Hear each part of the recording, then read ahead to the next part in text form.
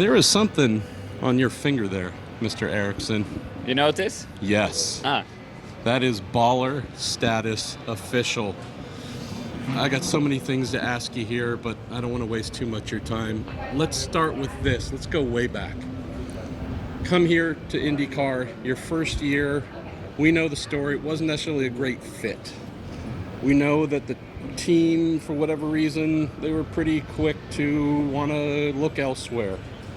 At any point in time, in those final laps, as you are weaving left and right, making this about a 3.5 mile long speedway, with your former team chasing you for the win, was there anything that came to mind of, you know what? I could be winning in one of your cars, but you know, this Chip Ganassi guy, he's got faith in me. I didn't think about that, to be honest with you. I'm petty, that's why. Yeah, but with that said, you know, for sure, Chip, you know, gave me the opportunity. Sam and Rick, you know, they gave me the chance coming here to America, and I'm very thankful of that. But yeah, the first year was tough for me. You know, it took me a while to get up to speed and sort of get going, and so I don't blame them letting me go. Maybe they regret it today, who knows? But you know, Chip gave me a chance, and from day one here, you know, I felt like they have believed in me, especially on the 8 car side. You know, with Brad Goldberg, my engineer, Michael Gara, Angela Ashmore, Seth Fleming. There's more, but you know, the 8 car crew has been like consistent from when I got here to Ganassi, and they've been pushing so hard for me and believing in me, believing I could do what we did today. So that's meant a lot, you know, because it's a lot about confidence, it's a lot about believing in yourself, and I think that helped me those last laps today to win this race. Let's talk a little bit about evolution, Marcus. So you, as we all know, Formula One, that's where you come from, that's been your expertise. You've been one of the many amazing European drivers to come to IndyCar and say, I'm not necessarily going to master an oval in my first race, but I can master this quickly. Tell folks about that. Your race engineer refers to you as the sponge. And that's a tradition at Ganassi. Dixon learned from those that he drove with. Dixon learned from Franchitti. Everybody learns from each other. You're the latest in that line. Yeah, so that was something when I came here after my years in F1. Ovals was a big reason why I wanted to come here, because I've always looked at oval racing and been like, I think that's something I could be really good at, because I love high-speed corners, tracks with a lot of high-speed stuff. It's like my favorite tracks in general. So that's why, you know, when my F1 career sort of took a stop there, straight away I wanted to get to IndyCar and see that. I came here and straight away had an open mind. Many come here and they're like, oh, don't want to do the ovals, I'm scared of the ovals. But I was sort of the opposite. I wanted to learn the ovals, I wanted to embrace the ovals.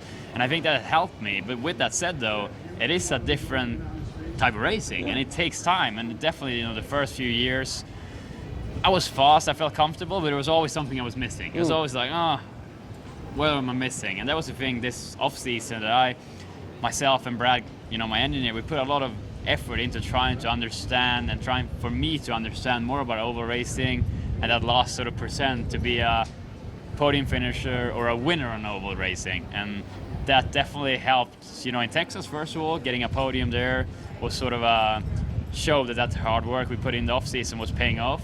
And obviously today was the big day that really shows that it was paying off. You got a ring, man. I got a ring, yeah. Pretty cool ring. I think of this race today as the next man up 500, right? Alex Palou having a great time, misfortune through no fault of his own. He's not in contention. Dixie, speeding, penalty. There could have been one of any 5 of the Ganassi cars to win. And that to me is such a remarkable thing, Marcus. So within this organization, y'all work as one, and we saw the proof of that. Tell me about Dave Pena, new crew chief, first time in that crew chief role. Indy 500 winner now in that role. Brad Goldberg, been trying for 22 years. Angela Ashmore, and all your other mechanics and strategists. This has to be a really special feeling. For sure. It's like you say, it's a team effort. And, you know, Dave, he stepped up this year, came as a crew chief, and he's done a tremendous job leading, you know, the guys there in the garage. And he's been, you know, he's been in Ganassi for, what, 20 years or something? Yes. And he's been doing a great job all year. and like you said, everyone else there on the engineering side. But coming back to what you said first there, I really agree with that. I feel like this month, we've been so strong as an organization. I want to point that out. Putting 5 cars on the Indy 500 is a tremendous achievement. Just putting 5 cars there, but to put 5 cars that any one of those 5 can actually win the race, that's just incredible. And it says so much about Chip Ganassi Racing as an organization. And that was the thing going into today. I knew that one of those 5 Ganassi cars is going to be in victory lane. I'm extremely proud and happy. I was the one that got it done, but they could have been any one of them. Been a decade since Chip won an Indy 500, man. So he was. I haven't seen Chip smile that wide in a long time, Marcus. No, let's close on this. I did not know how many Swedish people were in attendance at this race. We now know, because all of them came just outside of victory lane, screaming, yelling, the beautiful blue and yellow flag flying.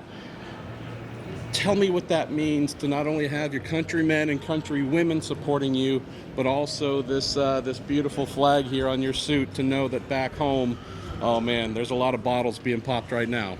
It means the world, to be honest. It's been great. I was the first F1 driver from Sweden in 23 years when I started in F1 in 2014. Got a lot of support from Sweden, and I didn't know when I went to America to IndyCar, are they going to follow me here? What's going to happen? But it's been like even more support almost here when I've been in America. Obviously, the pandemic has made it hard for people to travel and come to the races. But this year, St. Pete, Long Beach, there's been Swedish fans all over. And this weekend, again, like you said, there's been a lot of Swedes here, Swedish flags. We're all very proud to be Swedes, and we have our flags, the blue and yellow. And that was great, to see all those fans here and see how happy they were. And for me personally, also, I had all my family here, my mom and dad, my brother, my girlfriend, my manager, my main backer, who's been with me since I was 15. To share this moment with all those people that's been with me all those years just was so special. That's Marcus Ericsson, winner of the 106th Indianapolis 500. Not a more deserving man in the building. Congratulations, brother. Thank you so much. I appreciate it, brother.